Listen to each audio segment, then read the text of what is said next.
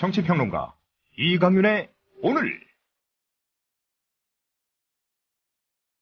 안녕하십니까, 이강윤입니다. 11월 25일 화요일 시작합니다. 모욕적 대우와 고된 노동에 시달리던 경비원이 분신으로 항거했다가 사망한 서울 압구정동 모 아파트의 입주자 대표자 회의에서 아파트 전체 경비원 106명을 집단 해고한다고 통보했습니다. 아파트의 명예를 실추시켰다는 게 주된 이유인 것으로 알려졌습니다. 명예는 자신의 이름값이지 남의 목숨값이어서는 안 되는 것 아닙니까? 사람을 사람으로 대하는 최소한의 도리도 못 지키면서 명예를 거론한다는 게 어처구니 없습니다. 논어 이인편에 이런 귀절이 나옵니다. 자왈 이인위미 택불처인 언득지라. 풀면 이런 뜻입니다. 마을의 풍속이 인자하고 후덕해야 한다. 잘 가려서 그런 마을에 살지 않으면 어찌 지혜롭다 할 수 있겠는가. 캐캐묵은 공자 말씀이라고요. 잠시 후 시작합니다. 차 살 때 어디서 검색했어? 카넥트요. 차 살 때 어디서 견적냈어? 카넥트요. 차 살 때 어디서 할인받았어? 카넥트요. 카넥트 모르세요? 구글 플레이 스토어나 애플 앱스토어에서 다운받은 앱이요. 차량 재원, 이미지 검색부터 결제 조건에 따른 견적 비교를 한 방에. 차 살 때 찾는 앱 카넥트를 지금 다운받으세요. 자동차의 모든 것 카넥트. 넥트 카넥트.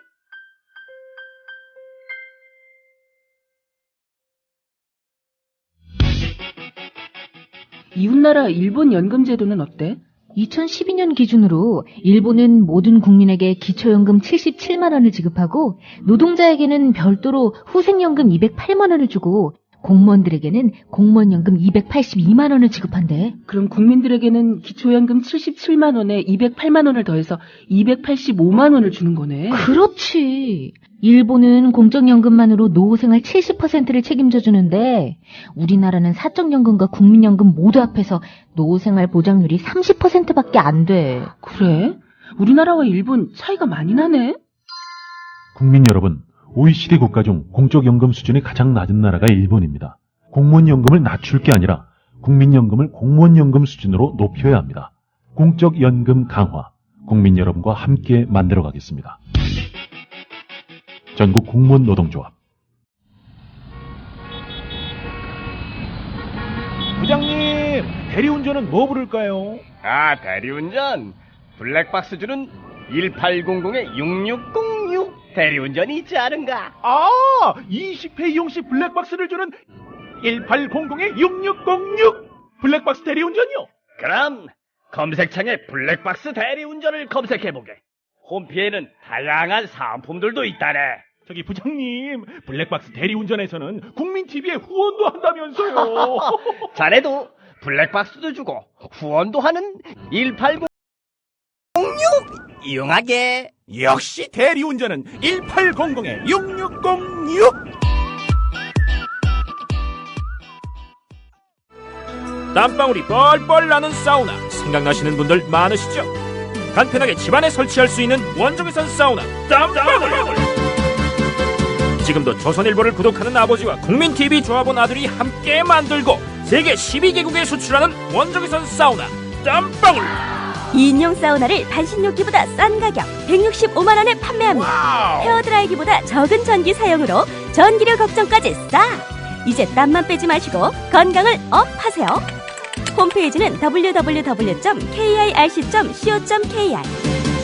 문의 전화는 010-7713-2433, 010-7713-2433. 국민TV 조합원 유리맛바님이 직접 설치해드립니다.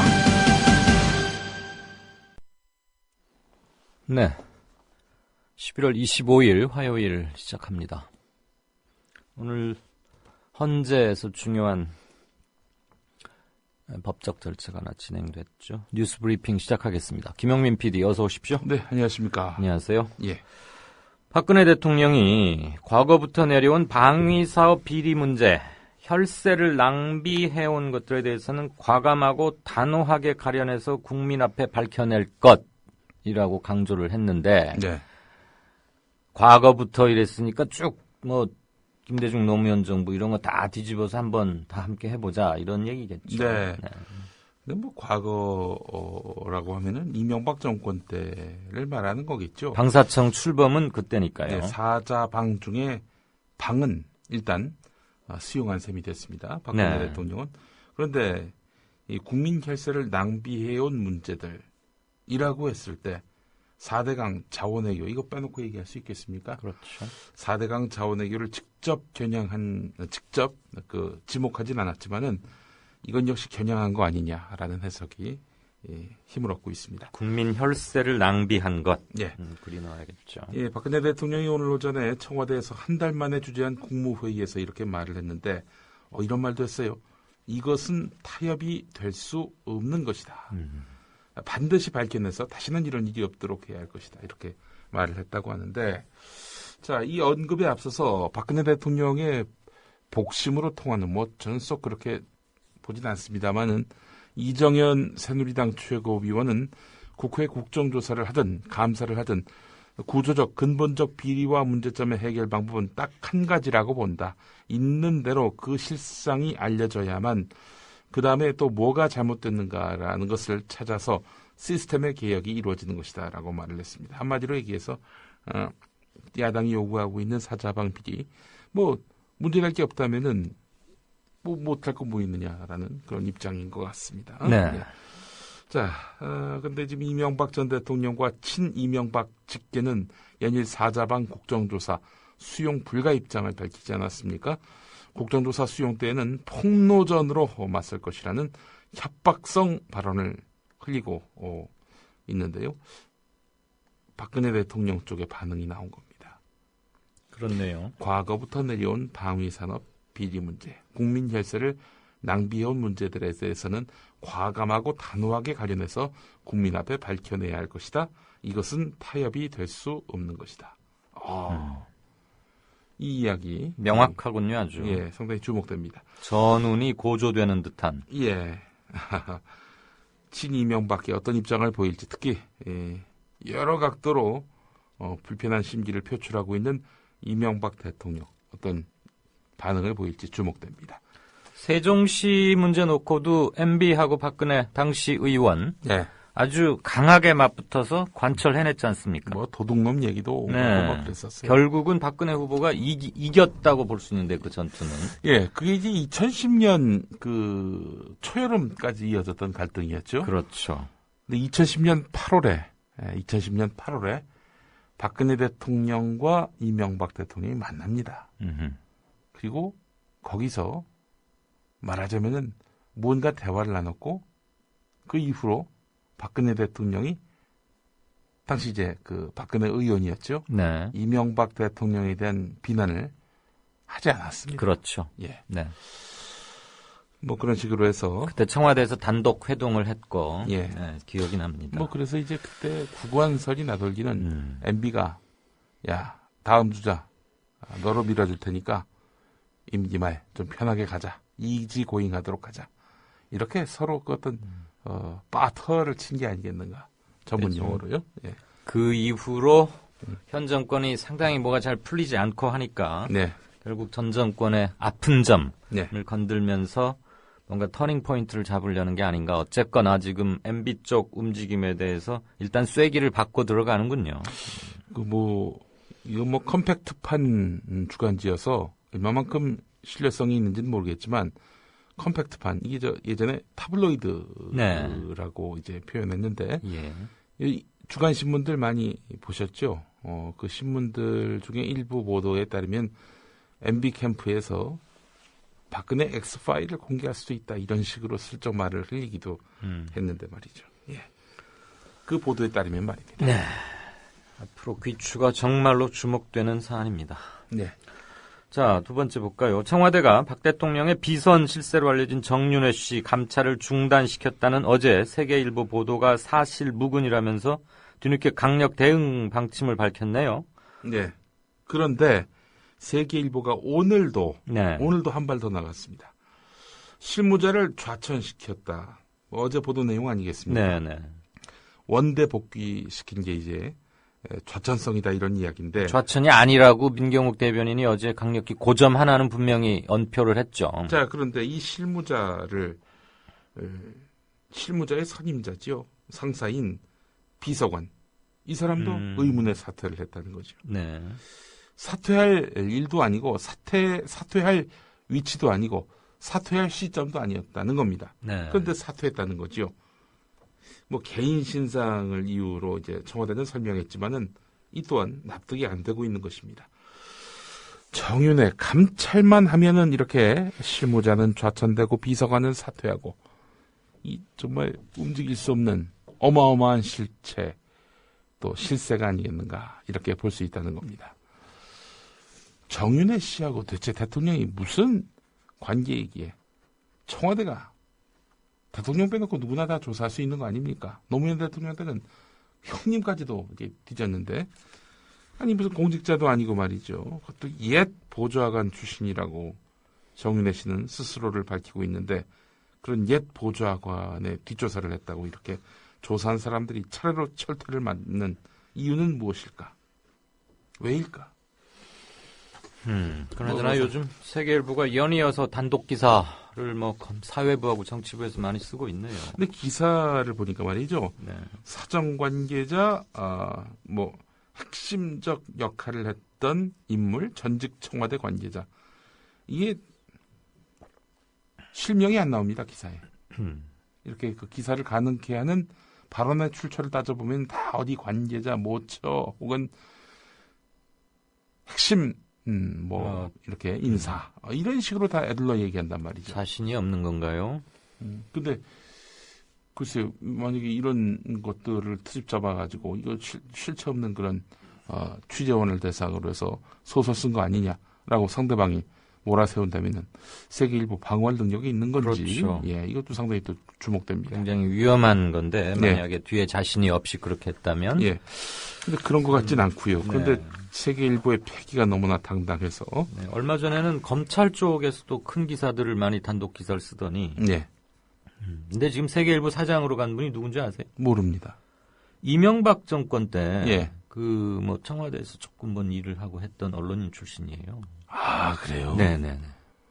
그러면 또 이게 또 그 분이 예. 조아무개 사장인데 뭐 예. 사장 이름이야 다 공개된 거지만 예. 정부 끝나고 나서 잠시 MBN에 와가지고 뭐 해설위원 이런 걸 하다가 네. 약 한 8, 9개월 전에 네. 아무튼 금년에 세계일보 사장으로 취임을 합니다. MB 출신 인사들은 MBN 많이 가는군요. 그렇죠. 이윤성 전 국회의장 또 김은혜 전 청와대 대변인 그랬고 박찬숙 전 한나라당 의원 전 KBS 아나운서 겸 MC도 예. 거기서 둥지를 잠시 텄는데 MBN에 이렇게 MB 인사들이 많이 MB네 예. MB네에서 MBN 아무튼 지금 그 조모 언론인 기자 출신인데 세계일보 사장으로 부임했어요. 뭐 그거하고 관련이 있을 거란 얘기는 아닙니다만 어쨌거나 그런 점은 있군요. 세계일보가 사실 사세에 비해서는 단독 기사를 뻥뻥 터뜨리는데 이게 다른 좀 체제가 잘 갖춰지고 꽤 영향력이 있는 데서 이런 걸 쓰면은 파장이 훨씬 더 크겠죠. 그렇죠. 어쨌거나 다른 데가 일단은 안 받고 있잖아요. 예. 자, 그렇다면 보시죠. 이게 MB와 박근혜 측에 뭐 그 어떤 갈등상에서 빚어진 뭐라고 볼 수도 한 두세 개의 그 징검다리만 놓여진다면 이런 건 나중에 민동기 국장이 좀 해명을 해주면 되겠네요. 정윤회 씨 뭐 인사청탁 받았다 뭐 온갖 의혹들이 나오고 있는데 이걸 뒤를 캐던 이런 그 감찰 담당자들이 차례로 이렇게 이 직을 잃게 되는 이런 상황이야말로 이 과감하고 단호하게 가려내서 국민 앞에 밝혀야 할 문제 아닙니까? 이게 그렇죠. 뭐 이건 그야말로 타협이 될 수 없는 것이고요. 반드시 밝혀내서 다시는 이런 일이 없도록 해야 할 것인데 말이죠. 지금 어느 쪽 하나는 명백히 지금 처하게 되어 있는 상황입니다. 제가 예. 계속 그쪽으로 가고 있는 거고. 예. 제가 지금 세계일보 조한규 신임 사장이 예. 청와대에서 일을 하고 그랬다는데 일을 했다고 그랬는데 그거는 국무총리실 산하 기관에서 일하는 것으로 바로 잡겠습니다. 네. 어쨌거나 이명박 정부 때 예. 정부와 연을 맺었던 예. 그리고 다시 언론계로 복귀한 조한규 사장입니다. 네. 자, 그리고 새해인의 관심을 모았고 검찰을 다시 한번 고개 들지 못하게 했었던 전 제주지검장 김수창 씨 결국 기소유예로 처분을 했네요. 예, 뭐 용서해준다는 의미입니다. 그렇죠. 자, 제주도에서 제주지검장으로 일할 때 두 곳에서 5차례 성기를 노출하고 음란 행위를 한 혐의를 받았습니다. 경찰은 김수창 전 지검장에게 공연 음란죄를 적용해서 기소 의견으로 검찰에 송치를 했는데 검찰이 기소유예 처분을 내렸습니다. 조사한 검사는 김수창 지검장이 선배겠군요. 그렇죠. 네. 선배여서 이렇게 봐준 것일까요? 검찰은 타인을 대상으로 음란 행위를 하지 않았고 타인의 눈에 잘 안 띄는 시간과 장소를 택해서 성기를 노출했다. 이렇게 밝혔습니다. 그러면서 성선호성 장애라는 판정을 받았으니 이거는 뭐 정신병 때문 아니겠는가. 억압됐던 분노가 본능적 충동과 함께 폭발한 것 아니겠는가. 온갖 그런 레토릭을 동원해서 김수창 기소유예의 정당성을 설명을 했습니다. 네. 시민위원회 이렇게 동원해가지고 뭐 이런 결론을 도출하고 그랬다면서요. 네. 네. 전국 바바리맨을 위한 가이드라인을 검찰이 마련해 준 거 아니냐. 이런 이야기도 오늘 미디어 오늘에서 봤는데요. 이렇게 유명하신 분도 처벌 안 하는데 나도 봐주겠지 할지도 모른다. 남성의 성범죄에 참 관대한 나라다. 설마 모든 바바리맨에게 면죄부를 주려나. 특별히 김수창에게만 은혜를 내리는 판결에 경외감마저 든다. 이런 비꼬는 글들이 쏟아졌습니다. 네. 자, 참.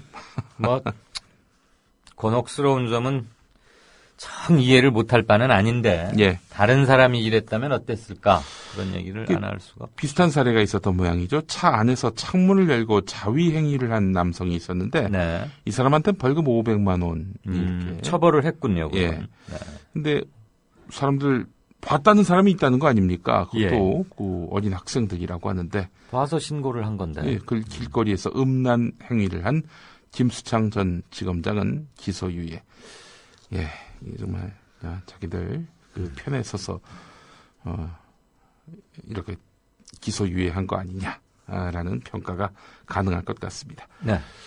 제가 오프닝에서도 잠깐 언급을 해드렸습니다만은 경비 노동자 5만 명 대량 해고설 이게 나오니까 아마 예. 그 최저임금 100% 줘야 하는 그런 문제겠죠. 예. 정부가 경비 노동자 대량 해고 방지 대책을 내놓긴 했는데 네. 이게 말 그대로 언발의 오줌 누기라면서요. 예, 그렇습니다.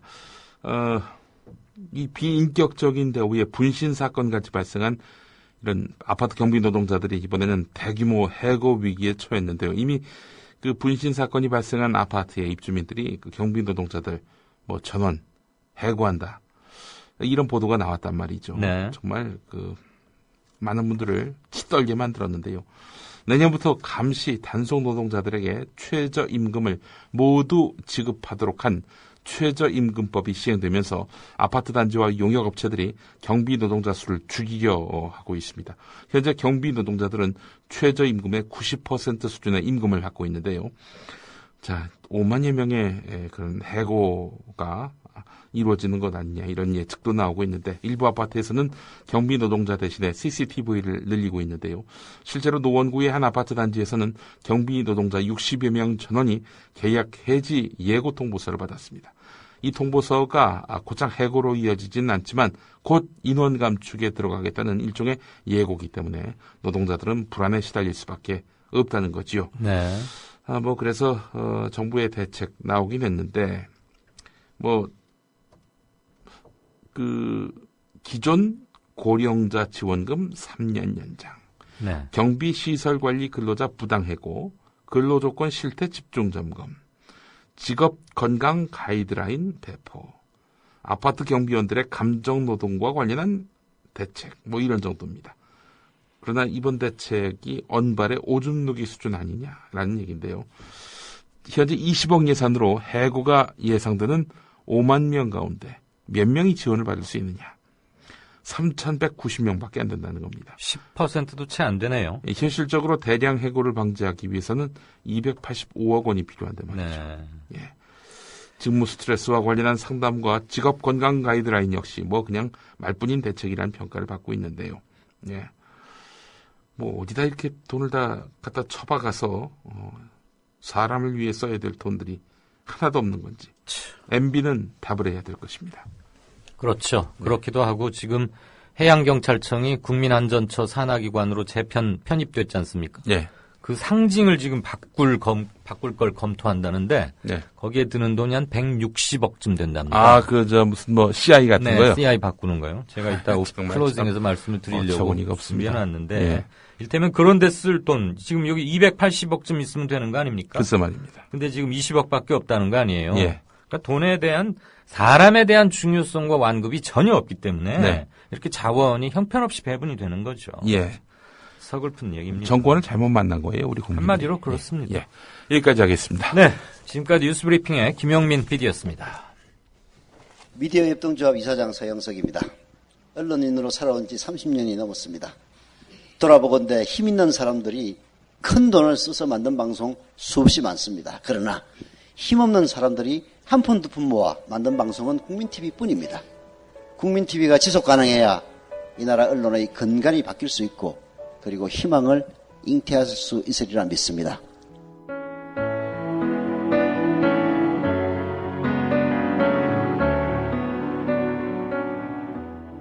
월 11,000원의 조합비 납입. 조합원 여러분의 많은 동참을 바랍니다. 자동납부는 미디어 협동조합 홈페이지 국민.tv 또는 서울전화 3144-0933, 서울전화 3144-7737로 신청하실 수 있습니다. 여러분들에게는 언론혁명으로, 그래서 자부심으로 보답하겠습니다. 네, 5시 죄송합니다. 5시 51분 46초 됐네요. 게시판 좀 보죠. 석양의 건맨. 이거 무슨 그 옛날 서부 영화, 그 영화 제목 포스터 같아요. 영화 제목. 만일 박 대통령, 그리고 괄호 열고 가칭, 괄호 닫고 이렇게 했네요. 만일 가칭 박 대통령이 국민 혈세 낭비 부분에 대해서 철저히 조사를 한다면 가칭을 떼버리겠다. 그리고 한번 대통령으로 불러드리겠다. 그리고 조사를 하고 난 후 법 적용하는 거 주시하면서 잘 되면 2번 이상 불러줄 수도 있겠다. 아하. 아직 대통령으로 인정하지 못한다. 이 말씀이시죠. 가칭. 제가 오프닝으로 참 썼으면 좋겠다. 읽고 나니까 그 생각이 딱 드네요. 잘 읽었습니다. 석양의 건맨님. 건맨이면 그 원샷 원킬 뭐 이런 걸 뜻하는 거죠. 오케이 마린께서도 상당히 뭐 이런 걸 보고 뭐라고 해야 될까요? 풍자, 해학, 성상납받는 검사들에 비하면 얼마나 청렴한 분인가. 차마 자기 식구들한테 칼 겨누기 어려운 듯. 검찰이 지금 전 제주지검장 그 처분한 거 그거 말씀이신 것 같습니다. 매섭게 꼬집고 풍자하시는군요. 대단하십니다. 백마고즈님.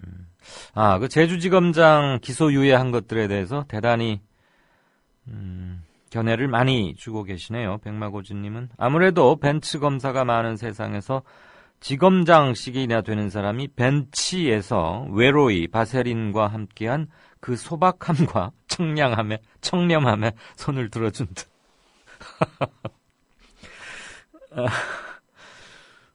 모든 바바리맨들의 우상으로 동상 하나 세워야겠죠. 라고 또 쇠태우리님은 화답하셨는데. 예. 블루벨벳님은 김수창 씨 변호사 개업하면 바바리맨들이 주요 고객이 될 듯합니다. 이거 오늘 잘 읽어야 되겠는데요. 국물도 없수다님, 이분도 또 한 칼 하시죠. 정규직 해고 쉽게 해주겠다며 기업과 공개적으로 음란 행위를 하고 있는 최경환도 있습니다. 저는 이게 더 경악할 음란 행위라고 봅니다. 와, 오늘 저희 청취자분들 왜 이러십니까? 이거 뭐 글 하나하나가 모두 다 사설면이나 오피니언면의 제목 또는 컬럼, 압축된 칼럼 이렇습니다. 정규직 해고 문제는 조금 이따 이어질 뉴스 행간에서 저도 준비한 게 있으니까 같이 한번 생각해 보시도록 하죠.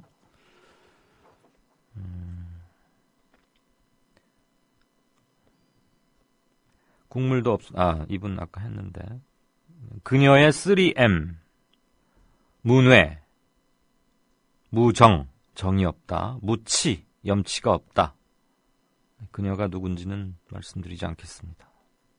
문외. 수호천사장님. 이따 이거 아마 국제뉴스 비껴보는 시간. 오늘은 진짜 인터뷰 대신에 국제뉴스 비껴보는 날이죠. 화요일하고 금요일. 흑인 소년 한 명의 목숨을 앗아간 경찰이 기소되지 않자 불기소 처분을 내렸더군요. 그 백인 경찰에 대해서 미국에서. 그러니까 퍼거슨이라는 미국 동네가 난리가 났더군요. 그런데 304명의 고귀한 목숨이 죽어도 책임지는 인간들도 없는 우리나라는 너무 조용하기만 하고요. 네.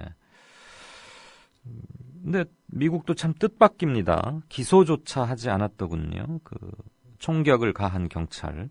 당시 그 피살된 흑인 소년은 무장하지 않은 상태였는데 말이죠. 멕시코도 지금 대학생 실종과 살해 사건으로 난리가 나 있다라고 뒤를 받쳐주셨고요. 오케이 마리님, 이명박근혜가 서로 피터지게 싸우고 치고받다가 온갖 비리가 나오는 것을 상정해 본다. 감옥과 탄핵이라는 결과까지 나오긴 힘들겠지만 궁지에 몰리면 혹 또 어떤 상황이 전개되겠느냐, 이런 앞날의 예측. 한 2, 3개월 후에 이런 게 시작될 공산 현재로서는 꽤 높아 보이는 것이죠. 이바님, 안녕하십니까. 동대문 시장에 뭘 사러 가셨다가 TV조선 켜놓은 것 보고 다른 가게로 갔습니다. 거기서 뭘 사고 싶지 않더라고요. 저도 참 속 좁은 인간입니다. 속 좁은 인간이신지에 대해서는 그 뒤로 댓글들이 쫙 달렸습니다. 그렇게 안 보시는 분들이 더 훨씬 많네요. 용역업체 직원들은 인력 파견이나 이런 거 말씀이시겠죠. 용역업체 직원들은 1년마다 해고 예정서 받고 다시 재계약하고 그래요. 만약 재계약 안 하고 용역업체 바꾸면 보복성 조치일 가능성이 농후합니다. 압구정동 신현대 아파트에 경비원 집단 해고 결의, 그것 관련해서 견해 주신 걸로 알겠습니다. 그러니까 재계약 이거 하는 것은 2년 이상 고용하면은 신분관계 변화가 있어야 하고 그러니까 그러는 거겠죠. 그다음에 지금 최저임금제도 안 지키고 있지 않습니까? 경비원분들 아마 많이 받는 데가 90%쯤 받는다 그래요. 최저임금에. 그래서 지금 그거 100%를 지급하라 이러니까 거꾸 해고하고 이런 것도 다른 곳에서는, 그런데 지금 압구정동에서는 이만수 경비원 분의 이제 항의 분신 자살, 이것 때문에 더 문제가 더 커졌지만 말이죠. 이런 것도 있나요?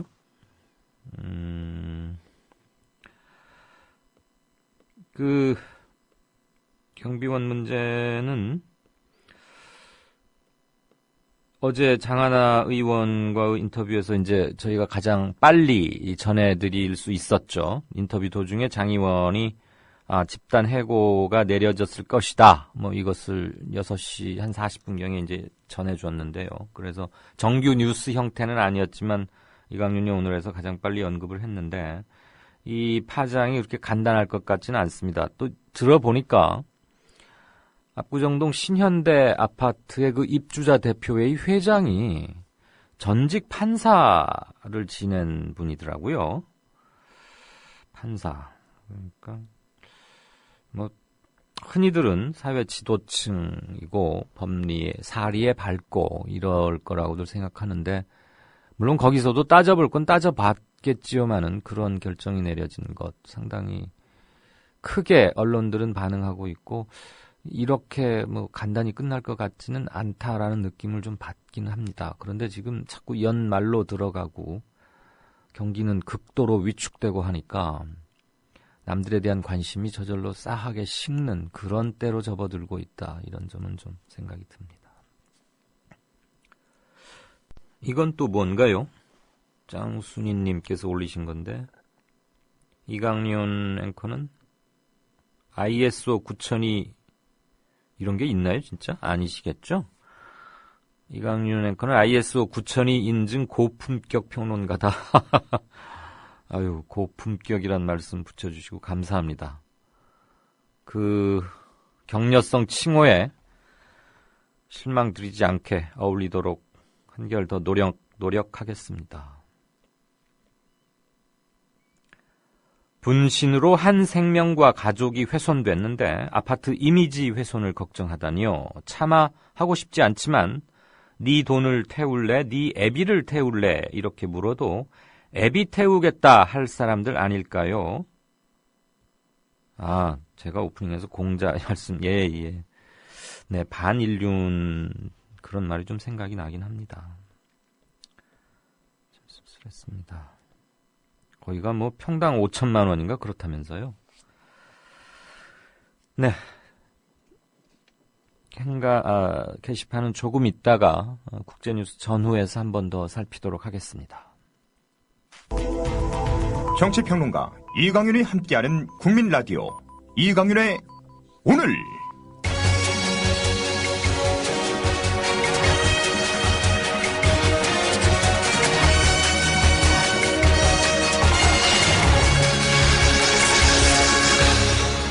이강윤의 예리한 시각.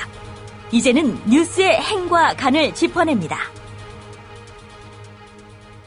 네, 조금 전에 게시판에서도 국물도 없으나님께서 말씀해 주셨는데 제가 오늘 고른 뉴스는 텍스트는 정부 비정규직 대책 세운다면서 실은 정규직 해고 대책을 만들고 있다라는 제목의 오늘자 한겨레 신문 기사를 먼저 들으시겠습니다. 기획재정부 고위 관계자의 정규직 해고 요건 완화를 검토하고 있다는 어제 발언은 다음 달 정부가 내놓을 예정인 비정규직 종합대책에 대해 설명하는 과정에서 나온 말이다. 비정규직 종합대책은 지난 7월 취임한 최경환 부총리 겸 기획재정부 장관이 600만 비정규직을 놔두고는 내수 활성화가 어렵다고 강조하며 야심차게 추진했던 대표적 정책이다. 애초 지난 10월에 대책이 나올 예정이었으나 계속 늦어져 다음 달 중순께 나올 것으로 예상되고 있다. 현재 고용노동부가 구체적인 내용을 마련하고 있다. 이 고위 관계자는 비정규직 처우 개선과 함께 고용 유연성 문제의 균형을 잡는 쪽으로 가야 하지 않을까 방향을 잡고 있다고 말했고 구체적 내용을 묻는 질문에 정규직 해고 요건 합리화를 검토하고 있다고 말했다. 네. 정규직 해고 요건 합리화를 검토한다. 이 말은요. 그냥 쉽게 말씀드리면 근로기준법에 있는 정리해고를 쉽게 할 수 있도록 요건을 완화하겠다. 이 말입니다. 그 말을 간단하고 그렇게 쉽게 말하면 정직하고 의사소통도 빠를 텐데 합리화란 말을 왜 넣는지 모르겠어요. 누구 입장에서 보면 이게 합리화인지 잘 모르겠는데 아무튼 공직에 있는 사람으로서는 어휘 감각이 지나치게 문제가 있거나 또는 아주 정치적이거나 교언 영색의 교언에 해당하지 않나 싶습니다. 어쨌거나 정규직 해고 요건 합리화 이 말은 쉽게 자를 수 있게 하겠다 이 말입니다. 정부가 정규직 해고 요건 완화를 추진하려는 것은 비정규직 대책이 기업에 부담이 되는 만큼 다른 차원에서 좀 보상을 해줘야겠다. 쉽게 말하면 이겁니다. 그렇게 판단을 한 겁니다.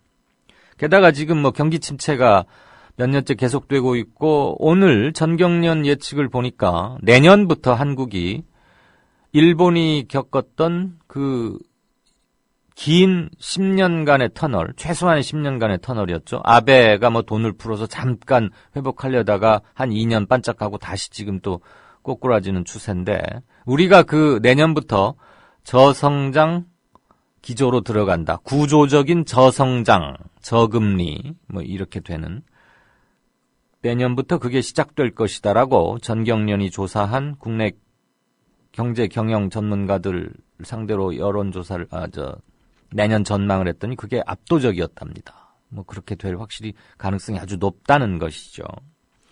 그래서 그 현재 계속되고 있는 경기 침체로 경제 활성화가 좀 시급하긴 한데, 사실 뭐 백약이 무효다 이런 말이 나오고는 있습니다. 어쨌거나 그 과정에서 기업의 협조가 좀 필요할 테니까 기업들한테 뭔가 당근을 하나 줘야겠다.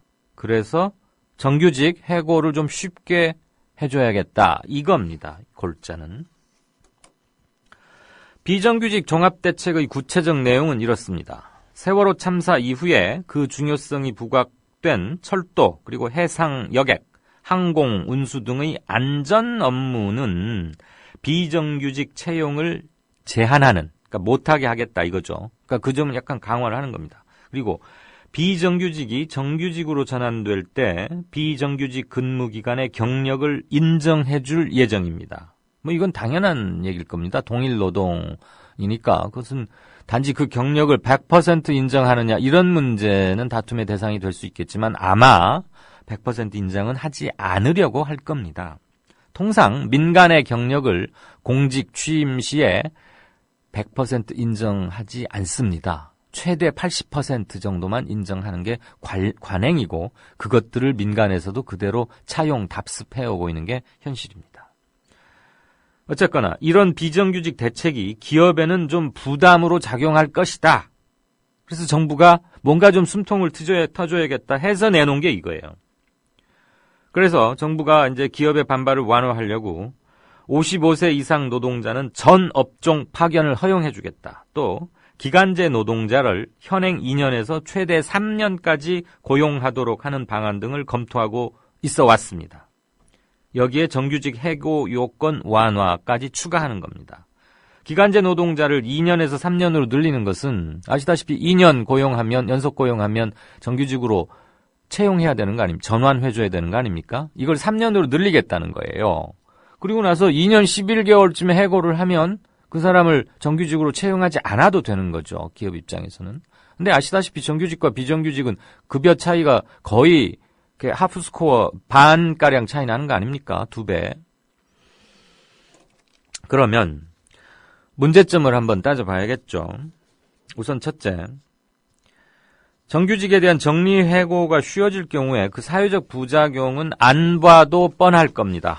불을 보듯 뻔할 겁니다. 우선 뭐 쌍용차 사태에서 볼 수 있듯이 우리나라처럼 뭐 그 해고 등의 이제 노동자 신분이나 지위의 변동이 생겼을 때 사회 안전망 거의 없는 거 아닙니까? 이거 IMF 때부터 하자 그랬는데 지금까지 된 거 없어요. 기본적인, 그러니까 복지를 말할 단계가 아니죠. 사회 안전망, 말 그대로 안전망. 위에서 뭐가 떨어져도 최후의 순간에 그걸 받쳐줄 수 있는 안전망조차 없는데 그게 복지의 첫걸음인데 어떻게 복지, 뭐 보편적 복지니 차별적 복지니 뭐 무상 보육이니 급식이니 아직도 이러고 있지 않습니까? 우리는 해고 대책조차도 없는데. 그래서 쌍용차 사태에서 봤듯이 노동자에게 해고란 곧 인격 살인이자 사회적 죽음입니다. 단지 생계만이 막막해지는 게 아니고 한 인간이 갑자기 재구실을 못하게 되는 거죠. 사회적 존재로서 기능하지 못하게 되고, 그러니까 자존감은 극도로 저하되는 것이고, 뭐 어디 가서 말로는 흔히들 그렇게 합니다. 건설 노동 현장에 가서 노가다라도 하라고. 그 말은 그런데 우선 그런 노가다판이라도 있어야 할 것이며 그거 누구나 할 수 있는 것도 아닐 뿐도 아닐 것이고요. 사람이 할 수 있는 최소한의 자존감을 만들어주면서 사회적 존재로 구실하게 하면서 자아를 그래야 자아도 실현이 되고 하는 것이지. 물론 노동을 하지 말자 소리는 아닌데 모든 사람이 할 수 있는 상황은 아니라는 것이죠. 이 부분은 좀 민감할 수 있는데 제 표현에 약간 한두 가지를 건너뛰었다고 해도 오해는 없이 들어주셨으면 합니다. 그 다음에 두 번째, 이미 IMF 이후로 우리가 IMF의 강력한 권고에 따라서 해고를 쉽게 해놨어요. 이미 그때 아주 대폭 왕창. 그래서 이미 우리 노동시장은 상당히 유연화되어 있습니다. 안 좋은 것에서는 OECD 전부 다 1위고 좋은 것에서는 OECD 거의 하위 수준인데, 노동시장의 유연성 부분은 우리가 유럽 같은데, 그리고 미국도 그렇고 노동시장이 우리보다 대단히 유연하죠. 거기서는 해고에 대한 사회적 안전망, 디펜스가 잘 설치되어 있기 때문에 우리와는 형편이 많이 다릅니다. 어쨌거나 우리보다 해고와 재취업이 원활한 건 사실입니다. 그 노동시장의 유연성 부분에서 우리가 상위 30% 안에 들고 있습니다. 복지체제는 갖춰져 있지 않은데, 사회적 안전망은 없는데, 그물은 쳐 있지 않은데 해고는 쉽게 이루어지고 있습니다. 그리고 비정규직이 전체 노동자의 절반에 육박하는 데다가 직접적인 정리해고 말고도 명예퇴직 등 우회적이고 편법적인 방식의 감원도 경기가 안 좋을 때마다 대규모로 순환 반복되고 있습니다. 정부기관인 한국노동사회연구소의 작년 8월치 자료를 보면 임금 노동자들의 근속 연수 평균이 5년 8개월, 6년이 채 안 됩니다. OECD 회원국 중 물론 가장 짧습니다. 그리고 당연히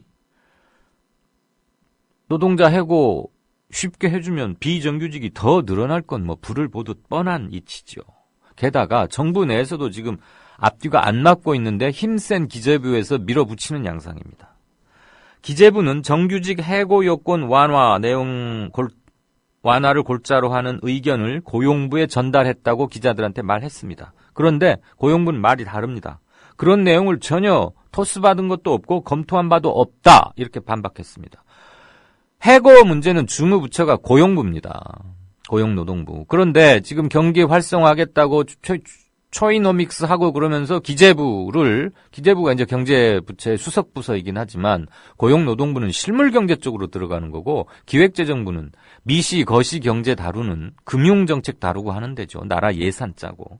근데 지금 거기 대장이 경제부총리지 않습니까? 그러니까 경제정책 전반을 조율하는 거죠. 그리고 부총리니까 한직금 높이도 하고. 기재부는 정규직 해고 요건 완화에 대해서 노사정 대화를 하겠다고 밝혔는데, 노사정위원회에 참여하고 있는 한국노총, 여기에 대해서 강력히 반발하고 있어요. 당연하죠. 노동자 대표하는 일정한 대표성을 갖고 있으니까. 그래서 지금 사회적 타협이라는 것 자체가 대단히 어렵습니다. 그냥 기재부가 밀어붙이는 겁니다.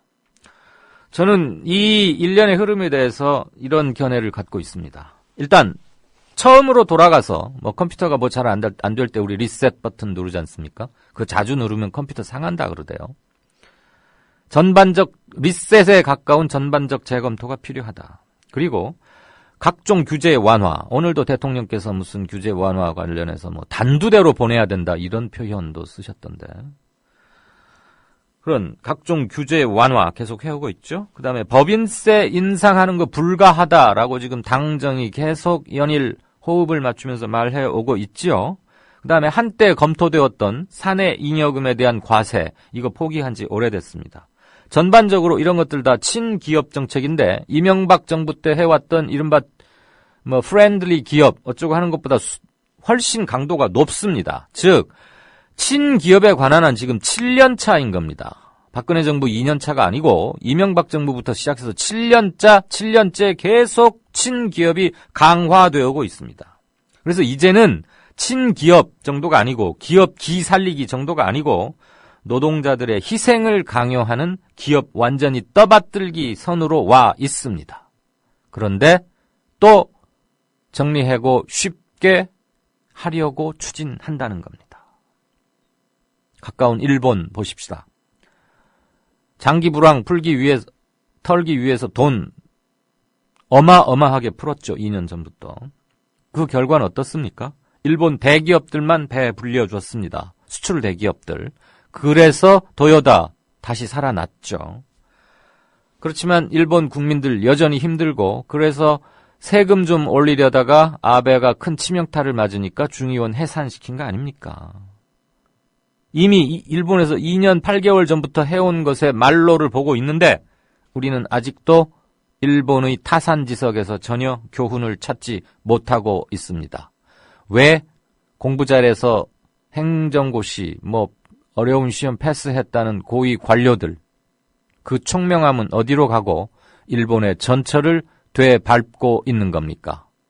노동자 죽여서 왜 그렇지 않아도 환율 덕에 덕에 기업들 잉여금 많이 쌓여 있는데 또 기업을 이렇게 편들겠다는 겁니까? 뉴스 행간이었습니다.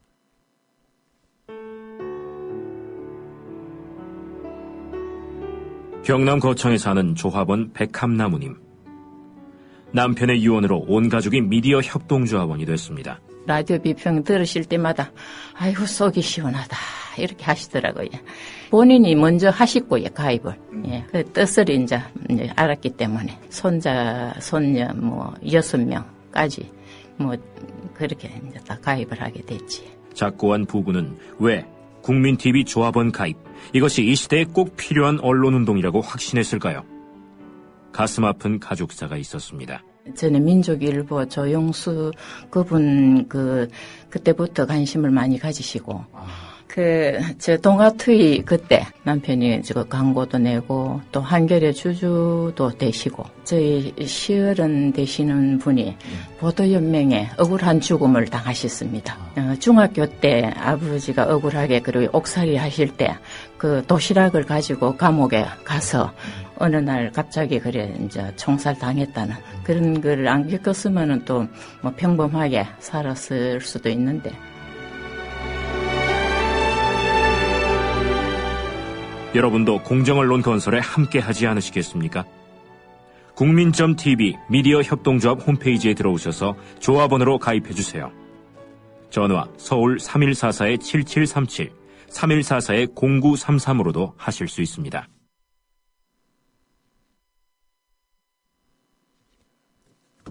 네.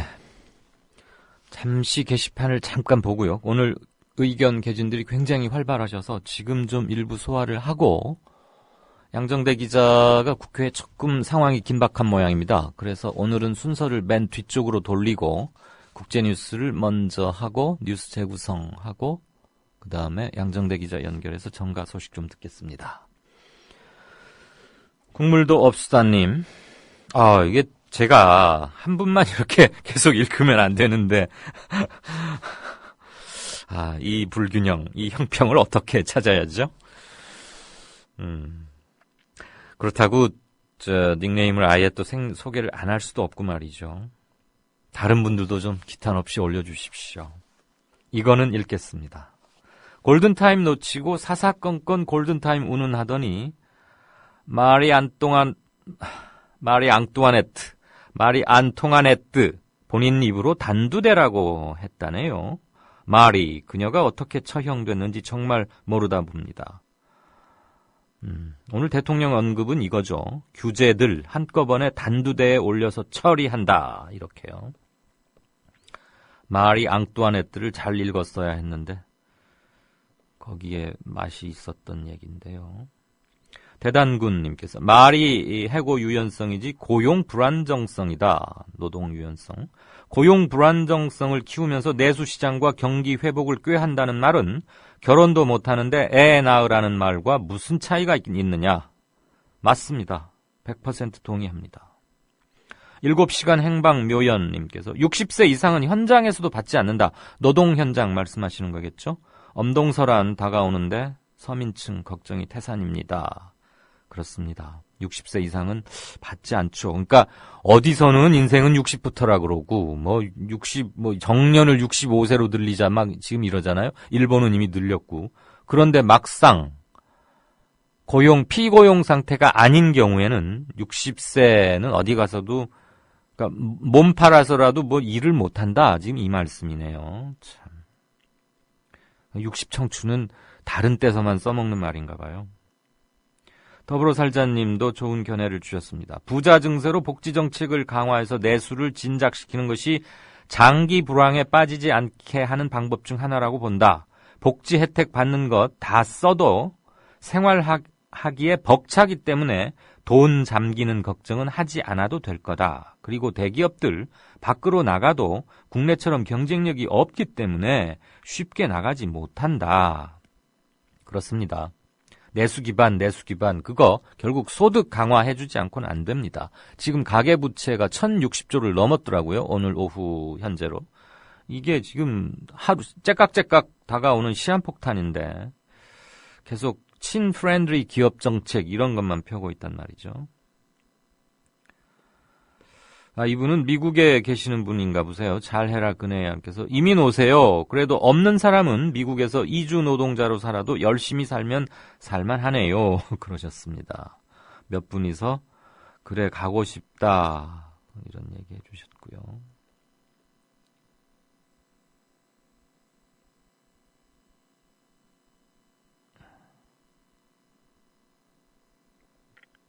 초보대왕님에까지는 견해를 읽고 제가 약간 해명성 답변을 해야 할 문제니까 여기까지는 보겠습니다. 어제 장하나 의원 인터뷰 시에 이강윤 앵커께서 아이는 몇이나 낳을 것인지를 물었는데 장하나 의원의 답변이 마무리되기도 전에 이강윤 선생님이 끊고 마무리를 지어버리시던데 이것은 장 의원에 대한 약간 결례가 아닌가 한다. 아마 질문 자체가 중요성이 낮아서 이강윤 앵커가 굳이 답변을 끝까지 받을 필요라고 써주셨는데 저는 들을이라고 고쳐서 읽겠습니다. 답변을 끝까지 들을 필요가 없다고 판단한 듯한데 이 앵커가 이런 질문도 있다는 정도로 장하나 의원한테 얘기하고 그냥 넘어갔다면 더 좋았을 것이라는 생각을 해봅니다. 일단 길게 그리고 꼼꼼하게 들어주시고 글을 주신 것은 대단히 감사드립니다.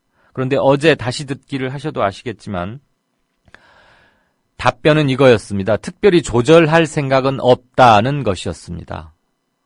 그 부분은 짧았습니다. 그래서 저도 그러시군요 하면서 웃음으로 했고 다른 얘기로 넘어간 겁니다. 제가 답변을 잘랐다거나 또는 너무 가벼운 질문이어서 굳이 듣지 않아도 될 거라고 예단을 갖고서 인터뷰를 진행한 것은 아니었다는 말씀을 분명히 드립니다. 네. 초보대왕님. 조금 불쾌하시거나 또 미진하게 느끼신 부분이 해명은 됐는지는 모르겠는데 다시 한번 듣고 확인을 해주시면 좋겠고요. 어쨌거나 기탄 없이 견해주신 점 다시 한번 고맙게 받아들이겠고 잘 새기겠습니다. 뉴스 재구성 듣고 국제뉴스 하도록 하죠. 11월 24일 새정치민주연합 유계홍 대변인 이명박 대통령이 4대강 국정조사를 노골적으로 회방 놓고 나섰습니다. 보도에 따르면 며칠 전 이명박 전 대통령은 4대강 국정조사를 받아들이는 일은 없을 것이다. 걱정하지 말라는 새누리당 의원들의 보고에 대해서 그래, 그렇게 돼야지라고 반응을 보였다고 합니다. 이명박 전 대통령의 측근들도 더 이상 침묵하지 않겠다면서 강경론을 펴고 있다고 합니다. 이명박 대통령의 뻔뻔함은 늘 기대 이상입니다. 사자방 비리에 100조 원을 탕진했습니다. 새누리당은 더 이상 사자방 비리에 공범이 되어서는 안 됩니다. 박근혜 대통령과 새누리당이 지난 정권의 잘못과 분명히 절연할 수 있어야 국민의 지지를 받을 수 있을 것입니다. 같은 날 새누리당 김태호 최고위원 지금 야당 의원이 사자방 국정조사를 요구하고 있습니다. 단호히 말씀드립니다. 우리 여당은 거부해야 합니다. 이것을 수용하면 내년 1년 내내 또 정쟁으로 시간을 보낼 것입니다. 야당이 주장하는 4대강 또 자원외교 등은 이미 상임위 활동이나 국정감사활동에서 밝힐 만큼 밝혔습니다. 이 사람은 이명박 대통령 시기 국무총리로 내정된 인물. 진짜 친 이명박. 원조 친 이명박. 그러나 이상득 의원과 갈등을 빚은 정두원 의원. 그의 입장은 어떨까? 최근에 보면 야당이 4대강과 자원외교 이 이명박 정부를 관역으로 삼은 어떤 국정조사 요구가 있어요. 여기에 대해서는 어떻게 생각하세요? 저는 뭐 아무 잘못이 없다면 국정조사가 아니라 그 이상도 반대할 이유가 없다고 생각합니다.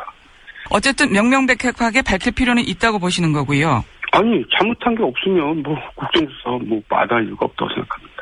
예. 예전에 의원님 블로그에 한 전직 대사 자원외교 비판글 실기도 하셨잖아요. 그게 한 2012년 1월의 일이었던 것 같은데 한마디로 터무니없는 사기극이다 뭐 이런 유지의 글 아니었습니까?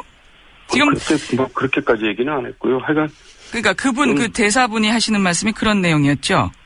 뭐 사기극이라는 표현은 아니었던 것 같고요. 하여간 그 자원외교라는 게 사실 좀 어이가 없는 얘기라는 겁니다. 왜냐하면 우리가 뭐 물건을 사러 가면서 나 그거 사러 간다라고 공표를 하고 가면 그 사람들이 얼마나 값을 올리겠어요. 더군다나 뭐 이게 어마어마한 사람이 간다. 그리고 우리가 성과를 꼭 내야 된다. 그러고 빵빠레 울면서 가면은 그게 얼마나 바보 같은 장사예요. 근데 그런 격이라는 거죠. 자원외교라는 게. 그러니까 이제 뭐라 그럴까 개념이 잘못됐다는 그런 얘기를 했던 것 같습니다. 이때 MB가 하고 싶은 말은 혹시 온갖 음해에 시달렸습니다. 여러분 이거 다 거짓말인 걸 아시죠? 여러분 허풍입니다. 허풍. 여러분 이거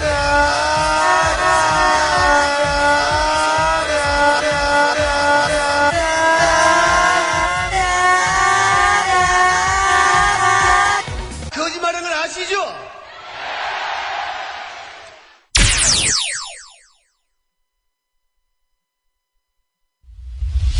지금 여러분께서는 정치평론가 이강윤이 진행하는 이강윤의 오늘을 듣고 계십니다. 이강윤의 오늘은 팟캐스트 포털 팟빵에서 다시 들으실 수 있습니다. 의견과 건의가 있으시면 게시판에 남겨주세요. 네. 이명박 전 대통령 뭐 연설이라고 해야 됩니까? 뭡니까? 참. 또 그렇게 재구성을 해놓으니까 아주 까마득하게 옛날 얘기 같은데 갑자기 기분이 좀. 자, 국제뉴스 시작하죠. 프레시안 윤재석 위원님 어서 오십시오. 안녕하십니까? 안녕하세요. 네. 오늘 뭐 미국 그 흑인 소년과 백인 경찰 뭐 기소하지 않은 이거 누가 죽인 퍼거슨. 예. 무정부 미주리주 소도시죠. 네네. 아주 뭐 여기가 난리가 난 것 같은데 여기부터 시작해야겠죠 역시.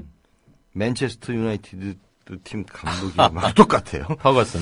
어쨌든 퍼거슨 일대는 약탈 행위가 자행되고 있고 경찰이 항의 시위대에 최루탄을 발사하는가 하면은 오바마 대통령까지 직접 나서서 이제 자제를 촉구하고 있는데요. 전반적으로 참 이게 무정부 상태. 이 미국에서도 가끔 이런 일이 좀 벌어지는데 요새는 좀 잦아지는 것 같아요. 네. 원인은 그거죠. 미주리 세인트루이스 카운티 대배심이 비무장 흑인 청년을 총으로 무참히 살해한 그 백인 경관에 대해서 불기소 결정을 내리면서 촉발된 겁니다. 네, 아예 기소조차 안 해버린 거죠. 이게 한 2달 됐죠. 근데 이런 결정이 나오자 퍼거슨 시에서는 분노한 군중이 경찰차를 공격했고 상점을 약탈하는 등 혼란 상황이 계속되고 있죠. 그래서 이 세인트루이스 카운티 검사가 우리 시간으로 얼마 안 됐어요. 오늘 오전 11시경에 기자회견을 열고 지난 8월 퍼거슨 시에서 마이클 브라운을 총으로 쏴 사살한 데런 윌슨, 기억날 거예요, 이름. 데런 윌슨에 대해서 기소할 만한 상당한 근거가 없다. 대배심이 불기소 결정을 내렸다. 이렇게 이제 발표를 한 거죠. 근데 그 불기소 결정, 이거와도 좀 선뜻 납득이 잘 안 가는 거 아닙니까? 예. 우리나라로 치면 국민참여재판의 상급심이라고 볼 수 있겠죠. 그런데 이 구성원이 묘해요. 백인이 9명, 흑인이 3명으로 구성돼서 12명이 돼 있는데 성별로는 남성이 7명, 여성 5명입니다만은 이 배심에서 기소 찬성 의견을 밝힌 이가 9명을 넘어야 되는데, 그러니까 4분의 3을 넘어야 되는데 이게 4분의 3을 넘지 못했다. 그러니까 이건 시작부터 이 피고라고 할 수 있는 경관한테 굉장히 유리한 그런 그 조건이죠.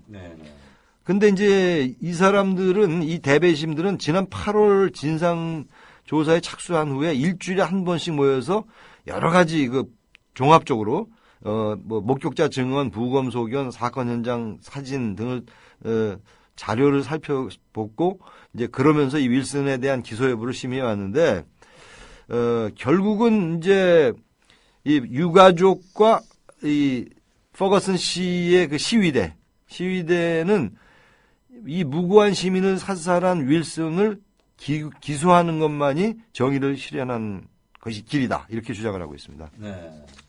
그러면 경찰 측 주장은 뭡니까? 뭐 경찰 측 당연히 정당방위를 주장하죠. 브라운과 윌슨이 순찰차에서 몸싸움을 벌였다. 윌슨으로서는 정당방위 차원에서 총격을 할 수밖에 없었다. 근데 당시 이 브라운 군이 양손을 머리 위로 든 상태에서 이거는 이제 경찰이 손들어라 하면은 당연히 해야 되는 건데 그런 상태에서 사실은 최소 6발 이상을 맞고 사살된 거거든요. 그럼에도 불구하고 대배심이 경찰의 손을 들어줬다. 이거는 이제 시위대의 저항을 더 이상 누그러뜨릴 수 없게 하는 건데 갑자기 왜 쌍용차 대법원 그 사건 판결 생각이 나는지 모르겠어요. 여기가 또 대배심이고 하니까 또 그래서 그러나요? 아니 그런데 비무장 상태의 소년이 더군다나 두 손을 머리 위로 들고 그러면 항거 불능하고 항거 의사도 없는 상태인데 의사가 없다는 게 어떻게 확실한 거기에 거죠. 총격을 했음에도 기소조차 되지 않는다. 그러니까 이 대배심 우리나라든지 국민참여재판을 해야 된다는 쪽의 그 의견이 많이 대두되고 부러진 화살에서 그 굉장히 강력하게 대두됐습니다만은 그럼에도 불구하고 소위 그 국민참여재판 또는 이 배심원 재판이 안고 있는 이 어두운 측면이 있을 수 있다는 것이죠. 그리고 객관성이 결여된 그리고 이제 인종이나 또 젠더, 성별 뭐 이런 거에 따라서 이런 구성원에 따라서 이게 이제 랜덤 샘플링으로 되는 거 아니겠습니까? 그래서 판결이 우리가 그 소위 그 국민정서법 상식적으로 받아들일 수 있는 판결과는 결과가 다르게 나오는 경우가 왕왕 있다. 이렇게 볼 수 있는 거죠. 그런데 아무리 그렇다고 해도 하여튼 저도 선뜻 이해가 안 가요. 저도 오후에 이 연합 속보를 보면서 핸드폰으로 이렇게 오더라고요. 어떻게 이럴 수가 있나? 나는 뭐 국제뉴스에서 잘 다뤄주시겠지 했는데. 그러니까 기사가 되는 거죠. 그리고 앞으로도 이거는 좀 커질 소지가 상당히 있어 보입니다. 그리고 지금 또 장난감 권총을 가진 흑인 진짜 소년입니다. 이 소년이 경찰의 실수로 또 사살이 됐거든요. 그러니까 이런 사건이 또 일어나니까 이 전체적인 분위기가 이제 좀 어떨까, 긴장 내지는 흥분하는 분위기 쪽으로 갈 수도 있겠죠. 네, 지금 막 우리 청취자분 중에 워렌 버핏 67조님께서 올려주신 거 보니까 미국 경찰에 5년간 2,700여 명 정도가 그러니까 경찰의 총격으로 사망을 했답니다. 5년간 2,700명. 그런데 그 중에 기소된 경찰은 41명, 기소율 1.5%에 불과하다고 하네요. 근데 미국 경찰이 갖고 있는 공권력의 그 권위라는 거는 대단하긴 합니다. 예를 들면 폴리스 라인 넘으면은 바로 그건 곤봉으로 머리 같은 데 때릴 수도 있거든요. 그리고 금지를 시키는 어떤 명령이나 이런 것을 불복하면 총기를 발사해도 되도록 규정은 되어 있습니다. 물론 그러나 그것이 이제 과도하게 사용되는 이런 사례가 문제겠죠. 그리고 피의자 또는 상대방이 항거할 의사가 없는데도 불구하고. 근데 이제 범행 관련자가 총기를 소지하고 있으면 그건 바로. 그거는 뭐 할 말 없죠. 그러니까 아까 지금 장난감 권총이었는데도 진짜 총기로 오인해서 소년을 쐈단 말이에요. 아마 이런 거는 정당방위가 될지도 모르겠습니다. 이거는 계속 시간이 많이 가는데요. 주시를 해봐야 될 것 같고. 다음 소식 뭐죠? 다음 분? 데일리 뉴스 오늘 들어온 건 아니지만 지나칠 수 없는 사안이라고 저는 생각해서 뭔데요? 말씀을 드려야 되겠는데 우리 정부가 경색된 남북 관계에 활로를 모색하는 차원에서 중국을 포함한 남북 중 3자 협력체 가동을 추진하는 것으로 알려졌다는 얘기인데요. 외교부 관계자가 어제 현재 한중일 남북러 등 소다자 협의체들이 있는데 이런 차원에서 현재 남북 관계가 경색돼 있고 북중 관계 역시 냉각돼 있지만 추후 이런 협의체 구성도 가능하다는 생각을 제안했다. 이게 지난 7일 윤병세 외교부 장관이 중국 베이징에서 열린 한중 외교 장관회담이 있었지 않습니까? 네, 네. 그때 이제 뭐 이런 의사를 중국 측에 전달한 것으로 알려졌는데 뭐 실현 가능성이 있는지는 모르겠습니다만 하여튼 우리 외교부 쪽, 우리 정부 쪽은 상당히 희망적인 전망을 하고 있는 것 같습니다. 네. 미국에 경도된 외교정책 기조였던 우리로서는 위험한 도박 아니냐, 뭐 이런 얘기도 좀 제기될 법해요. 그렇죠. 당연하죠. 이 같은 3자 협의체가 가동이 만약에 될 경우 자칫 한쪽으로, 그러니까 G2의 최근 부상한 2 쪽으로 기우는 결과가 되지 않겠느냐. 그렇게 말을 어렵게 하세요. 최근 부상한 2가 어딥니까? 그런 점에 우려를 표하고 있는데, 현재 이 북핵 문제와 관련해서는 이 한미 중국 간의 협력도 아직 뭐 이렇다기 성과가 없고요. 예. 그다음에 한미일 역시 상당히 지금 삐걱거리는 상황이고 말이죠. 네. 물론 이제 미일 간은 찰떡궁합이긴 하지만은 이런 상황에서 이제 북한 측의 주장에 또 끌려갈 수 있는 북한 측의 놀이마당을 만들어주는 그런 협의체가 될 가능성도 없지 않느냐. 예. 이런 우려도 나오고 있는데 전반적으로 예. 그렇습니다. 그러면 윤 의원 생각은 어떠십니까? 예, 저는 뭐 한마디로 일단 결론부터 얘기하면은 당연히 바람직한 시도다. 왜냐하면 우리가 어찌됐든 뭐 싫든 좋든 이웃이고 예, 또 예. 한쪽은 못난 동생이고 이렇게 된다면은 이런 프레임의 협력체를 가동을 시켜서 나름대로 우리가 역할도 하고 또 그리고 그 현존하는 그 혈맹 미국과의 관계에서도 어느 정도 그 맨날 얘기하는 레버리지. 예. 그래서 우리가 어떤 부분에 대해서는 그쪽하고 딜을 할 때 좀 유리한 측면에서 딜을 할 수 있지 않겠는가. 제가 이제 예를 하나 들어보겠습니다. 지금 공중급유 얘기 많이 나오죠. 예.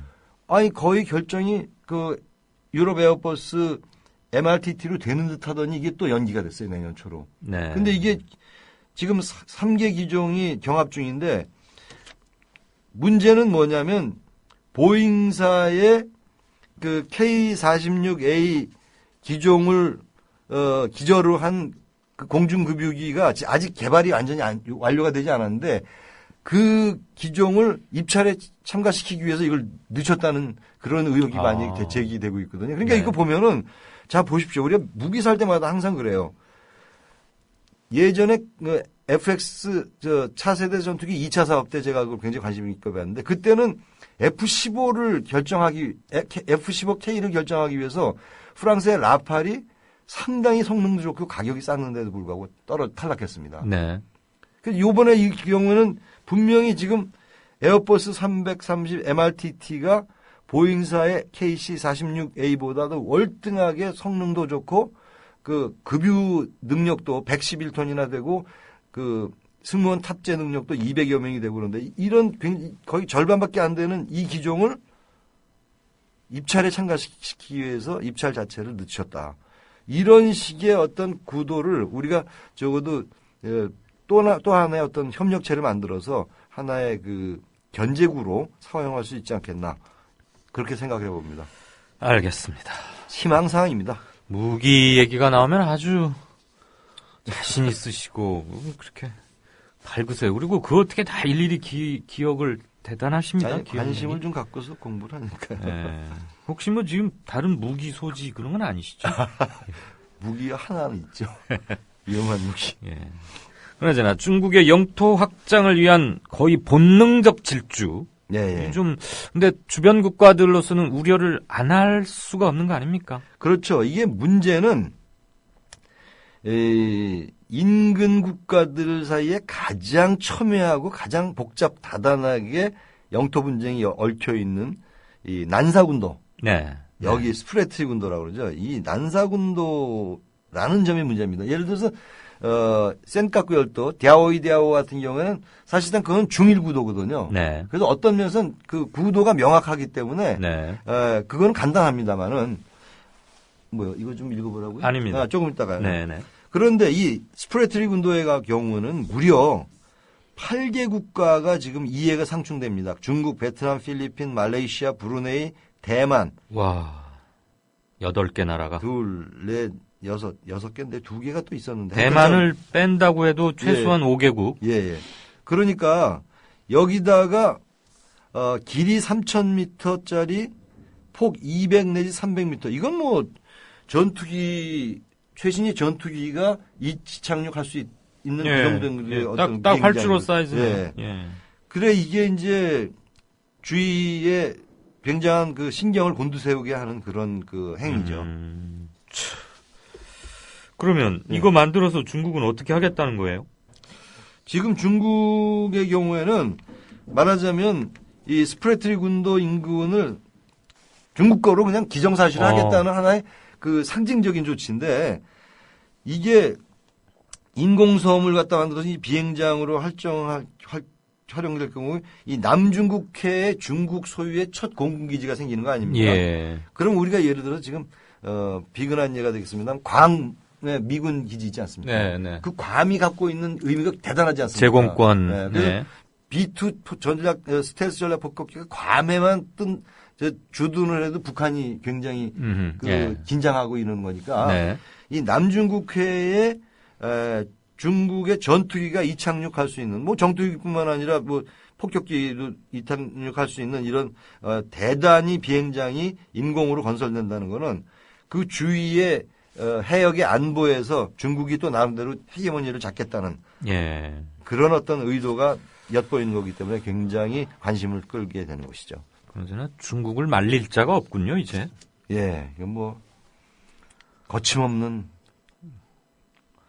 그렇습니다. 그리고 어제였나 그제였나 오바마 미국 대통령 국방부 장관을 왜 갑자기 잘랐습니까?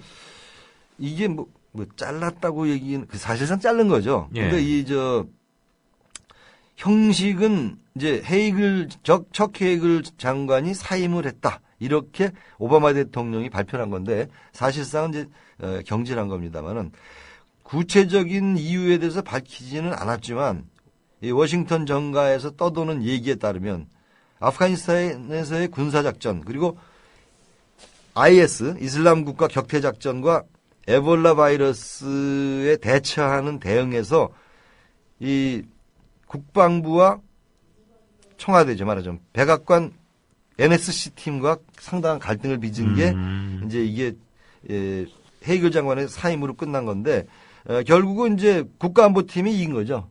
그렇네요. 그래서 근데 재밌는 게 이 헤이글 장관은 지금 민주당 정권의 내각에서 유일한 공화당 출신 상원의원에다가 베트남전 참전 용사기도 합니다. 그러니까 현재도 공화당원이란 말이죠. 그런데도 오바마는 그 사람을 픽업했었는데 임명을 했던 거죠. 근데 이 사람이 사실 전체적으로 최근에 헤이글 장관이 하는 거 보면 제가 보기에는 제 개인적인 관점에서 보면 그렇게 못한 건 없어요. 근데 이제 이런 어떻게 보면 마이너한 요인인데 그런 것 때문에 우리의 청와대 격인 이 백악관의 이 NSC 팀 이게 누굽니까? 지금 수전 누구죠? 수전 라이스? 아니, 수전 라이스 UN 대사 지낸 친구. 이 친구가 이제 지금 NSC 팀장인데 국방장관으로 이제 물망에 오르기도 합니다. 후임으로 말이죠. 그렇죠. 그나저나 사실상의 경질이면 더군다나 당적도 다르고 그러니까 정치적 의미를 부여해서 내각에 참여시켰는데 근데 지금 뭐 얼마 일하지 못하고 떠나게 된 거잖아요. 잘린 건데 근데도 서로들 또 덕담하고 이러는 건 참 저는 문화의 차이인가요? 문화의 차이라 할지라도 이게 하나의 어떤 레토릭이 될지 몰라도 이런 건 우리가 좀 배워주자 이거죠. 그러니까 서로 이제 좀 잘했다. 서로 우리 같이 고생했다. 이 정도만 하면 그리고 이제 헤이글 장관은 대통령이 보여준 우정과 리더십에 감사한다. 사실 속으로는 리더십 너 뭐야 뭐 이렇게 할 수도 있겠지만 이런 이제 수사를 덕담 있는 수사를 함으로써 또 분위기가 굉장히 아름답게 마무리되지 않겠는가. 근데 이건 너무 속 보이는 립 서비스 아닙니까? 그래도 그것조차도 하기 힘든 거 아닙니까? 우리나라에서 그런 거조차도 한번 보신 적이 몇 번 되십니까? 그렇긴 합니다. 어쨌거나 아랍에서는 뭐 반기지 않을 이유가 없겠네요. 그렇죠. 예. 죄송합니다. 이게 적정 분열 성격이 되는 거예요. 이제 아랍 입장에서 보면. 그렇죠. 그러니까 이 아랍에 있는 이 온라인 사이트들 네. 그리고 트위터의 그 이슬람 국가 지지자들이 야 드디어 우리가 헤이그를 이겼다. 이렇게 축하 메시지를 올렸고 쫓아냈다 이거죠. 또 자기 나름대로의 주장들이죠. 왜냐하면 이런 식으로 주장을 해요. 연합군들에 대한 IS의 그 승리로 인해서 결국 헤이글 장관도 경질이 됐다. 네. 뭐 이건 완전히 자화자찬내지. 알겠습니다. 오늘 더불어 살자님께서 6시 25분에 질문을 주셨는데 이거는 지금 막 즉답을 하기보다는 다음번 금요일에 답변을 좀 요청드리는 게 나을 것 같습니다. 전후 질문은 이겁니다. 전후 샌프란시스코 조약에서 1945년 네네 혹시나 있을 한반도 공산화를 대비해 미국이 독도를 일본 영토로 인정했다는 얘기가 있는데 이거 사실입니까? 사실이면 우리에게 불리한 건가요? 라는 게 질문입니다. 요것 하고 지난주에 어느 청취자께서도 중공과 소련 시대 그 두 문제를 다음 금요일에 적당한 항목을 하나 만들어서 좀. 근데 제가 탄자니아를 이번 주에 가기 때문에. 참, 언제 가시죠? 이번 7일 밤에 갑니다. 그래서, 탄자니아 현지에서는 아마 현지 방송을 해야 할 수 있는데. 네네. 중간에 한 2번은 스킵을 해야 될지 모르겠습니다. 그렇습니까? 갔다 와서 저거는. 네, 그러시죠. 저도 생각을 했는데. 그 중공과 소련의 문제는 항상 생각을 했습니다. 그리고 샌프란시스코 조약에서. 이건 아무튼 메모만 하셨다가 다음번에 해주시고. 에볼라하고는 상관없습니까? 저는 상관없다고 생각합니다. 동아프리카이기 때문에. 가서 오시긴 오십니까? 그러면 와야죠. 네, 잘 알겠습니다. 갑자기 또 탄자니아 말씀을 하시니까 킬리만자로의 눈을 보고 싶습니다. 등산에 조심하시고. 오늘 프레시언의 윤재석 위원 국제뉴스 잘 들었습니다. 고맙습니다. 예, 수고하십시오. 우리 밴드에 전주에 오신다고 공고를 내셨더라고요. 그래서 식사를 대접 한번 했으면 좋겠다라고 하셔서 흔쾌히 제가 식사 준비는 하겠다라고 말씀을 드려가지고. 세월호 유가족이 6.5kg의 십자가를 들고 안산에서 진도로, 진도에서 대전으로 가던 길. 함께 동행하기도 했고 길목마다 식사를 대접했던 따뜻한 이웃이 있었습니다. 바로 미디어 협동조합 조합원이었습니다.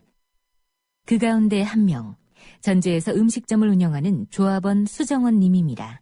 상황버섯 닭백숙하고요. 한우 전문점을 하시는 분이 그분께서도 불고기도 협찬해 주시고 해가지고 이제 밥이랑 해서 반찬 이렇게 싸서 제가 좀 보내드린 적이 있고요. 하루빨리 특별법이 통과가 돼서 진상규명이 이루어져서 유가족들의 가슴 아픈 그런 부분들을 빨리 풀어드려야 된다라고 생각하고 있습니다. 착한 사람들이 만드는 아름다운 공동체 미디어 협동조합에 여러분을 초대합니다. 미디어 협동조합 홈페이지 국민.tv 또는 서울전화 3144-0933 서울전화 3144-7737로 신청하실 수 있습니다.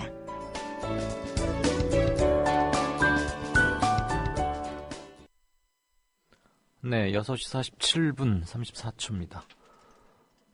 국회 상황이 조금 긴박한 게 뭐가 있을까요? 돌발적인 건가요? 지금 양 기자가 본사하고 아마 통화 중이지 싶은데 연결될 때까지 게시판을 잠깐 보고요. 연결되는 대로 정가산책 한 꼭지라도 들어봐야죠. 그렇게 하겠습니다. 탄자니아 잘 다녀오시라 윤재석 의원 이렇게 석양의 건맨께서 아마 아프리카 탄자니아 갔다 오는 동안에는 주 2회였는데 주 1회로 줄어야 될 것 같습니다. 화요일 순서만 하고 이번 금요일과 다음 주 금요일에 국제뉴스는 쉬는 걸로 하겠습니다. 비행기 안에 있거나 이렇게 플라이트 여행 일정이 저희하고 좀 맞지가 않네요. 그래서 당분간 주 1회로 두 주일은 운영하겠습니다. 윤 의원한테 질문이 많으시군요. 요즘 미국이 개발 중인 최첨단 무기에는 어떤 것들이 있느냐? 이런 거 했는데 원래 무기 좋아하고 잘 그러니까 이것도 제가 따로 메모를 해서 전하겠습니다. 우리나라의 공중급유기가 왜 필요하죠? 라고 헐헐님께서 물어주셨습니다. 헌법에 침략전쟁을 하지 않는다고 쓰여 있는 건 의미가 없나요? 공중급유기 다른 목적으로 쓴다고도 충분히 얘기하겠죠. 이건 미국의 동북아 운영 관련 차원에서도 보면 되지 않을까 싶습니다. 네, 양정대 기자 연결이 돼 있군요. 바로 연결하죠. 양 기자. 네, 안녕하세요. 네. 터졌습니까? 왜 이렇게 바쁘세요, 오늘? 그게 아니고. 예. 제 기사 쓰는 거랑, 기사 받는 거랑 그런 것 때문에 좀. 데스크 보느라고요? 네, 정신이 없었습니다. 네, 나는 또 긴박한 게 있어서 계속 그런 건 아니고. 그러면 두 가지 얘기를 다 하긴 힘들 것 같은데, 누리과정 예산이 또다시 논란이 된 걸 할까요? 아니면 공무원 연금 새누리당의 개혁 전략 수정이 불가피한 상황이 됐다. 이 중에 뭘 양 기자가 고르십시오. 중요도를. 아무래도 공무원연금 부분보다는 네네. 국회 돌아가는 상황과 관련해서는 그렇겠죠. 앞부분이 좀 낫긴 할 것 같은데요. 네, 그럼 누리과정 이거 왜 이렇게 애를 먹입니까? 될 듯 하다가 안 되고 다시 가닥 잡았다더니 또 무효입니까? 어제 말씀드렸던 대로 일단 오늘 여야 원내대표가 사실 세레머니 비슷하게 해서 이 합의 모양새를 냈는데 그래서 이제 교문위가 오후 3시부터 예산 소위 이 가동을 해서 이 논의를 시작을 했는데요. 그런데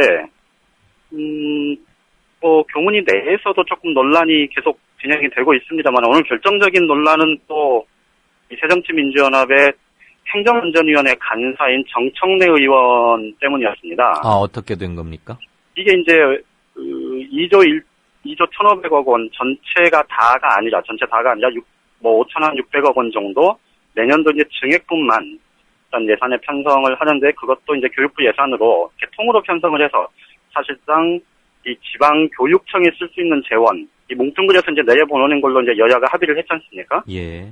그런데 이제 물론 이 최종 규모가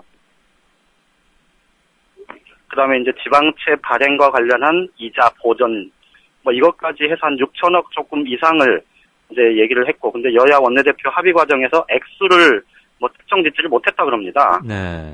그런데 이제 교문위 논의 과정에서는 야당에서 이제 6천억 조금 이상 이렇게 얘기를 했지만 이 여당 의원들이 우리가 당에서 아직 지침을 못 받았다 했는데 기재부에서는 이것을 한 2,500억에서 3천억을 넘지 않는 수준으로 지금 당정 간의 얘기가 됐었다 그럽니다. 예. 그러니까 이제 요 액수조차도 지금 절반 이상 이렇게 줄이겠다. 이게 여당의 속내인 것 같은데요. 어쨌든 이 과정에서 오늘 갑자기 진짜 폭탄은 행정안전위에서 터졌는데 이 지방채 발행을 하려면 이 소관 상임위원회가 바로 행정안전위원회입니다. 예. 그러니까 이제 거기서 동의를 해줘야 되는데 지방채 발행과 관련해서 이제 행정자치부가 이 제안한 그 내용을 이 국회 행안위가 동의를 해줘야 되는데 야당 간사인 정청래 의원이 오후 한 5시쯤에 갑자기 국회 정론관에서 브리핑을 자처했는데 내용이 그겁니다. 원칙상 이건 수용 못한다. 이런 거였습니다.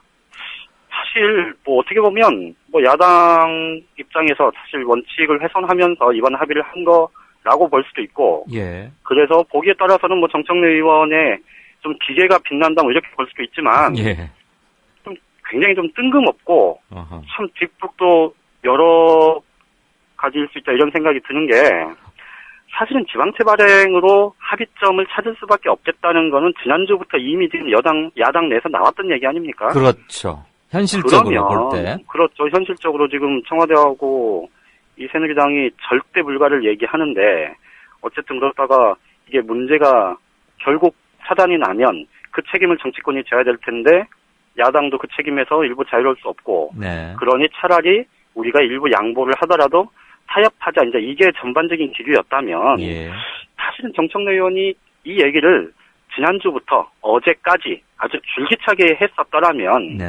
사실은 이 야당 원내대표의 협상력을 좀 이렇게 높여주는 하나의 계기가 될 수도 있었겠지만 오늘 뒤늦게 이렇게 얘기를 하다 보니까 사실 좀 굉장히 뜬금없고 이게 사실 야당 원내 지도부도 굉장히 당혹스러워하는 기색이었습니다. 또 정 의원이 문제 제기하면 세게 하고 좀 터프하잖아요, 좀. 그러니까 얼마나 지금 좀 뭐랄까 이렇게 어수선한지를 단적으로 보여준 사례가 아닌가 싶은데. 네. 지금 교문위는 이 액수 문제 때문에 예. 한때 정회를 했다가 지금 다시 논의가 재개가 된 상태고요. 예. 다만 이제 안행위에서 어떻게 정리될지는 지금 야당 내부에서 좀 의견 조율을 거쳐야 될 것 같은데 되긴 되겠습니다만 어쨌든 마지막까지 야당이 좀 볼썽사나운 모습을 오히려 보인. 그러니까 양보는 사실 야당이 다 해놓고 네. 마지막에 매끄럽게 판을 정리하지 못한 채 또 어수선하게 만든 책임도 사실 야당이 질 수밖에 없는 이런 상황이 돼버렸습니다. 겉보기상의 실수가 좀 생긴다는 거고 한 20초 내로 저기만 하십시다. 그러면 회기내 시한 내 처리 예산안 가능하다고 봅니까 아직은? 아직은 가능성이 이제 훨씬 많이 열렸고요. 네네. 다만 어제도 말씀드렸듯이 법인세 문제와 관련해서 네. 야당이 이 문제를 얼만큼 전략적으로 배치해서 잘 꾸려나가느냐에 따라서 조금 상황은 달라질 수 있겠습니다만 아직 비관할 때는 아니다 이거죠. 그렇죠. 12월 2일 처리가 가장 유력해 보입니다. 네, 잘 알겠습니다. 오늘은 여기까지 듣겠습니다.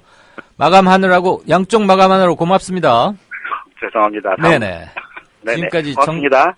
지금까지 정가산책 한국일보 정치부의 양정대 차장이었습니다. 이어서 마무리 말씀드리겠습니다. 국민안전처가 사용한 지 5년밖에 안 된 해경 상징 표시의 교체를 검토 중이랍니다.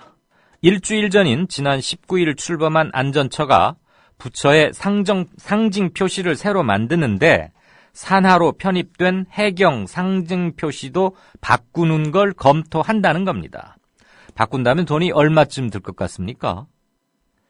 경비함정 306척과 헬기 그리고 항공기 등 24대에 새겨진 해경의 상징 표시를 바꾸려면 도색을 다시 해야 하는데 비행기나 배는 특수 도료를 쓰기 때문에 도색비만 무려 한 100억 원쯤 든답니다.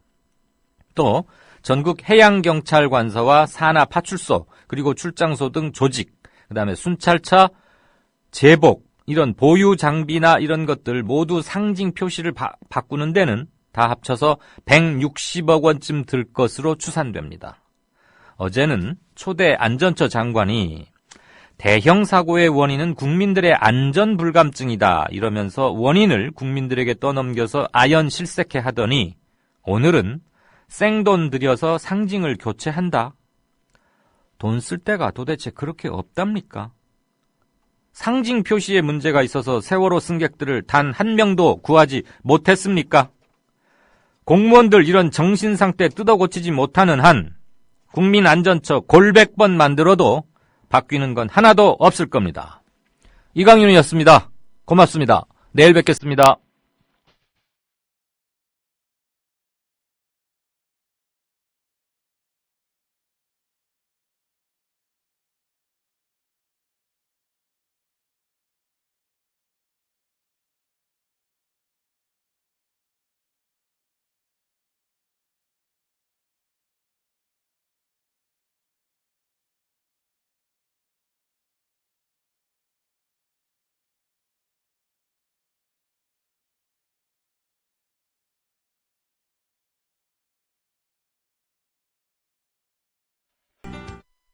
야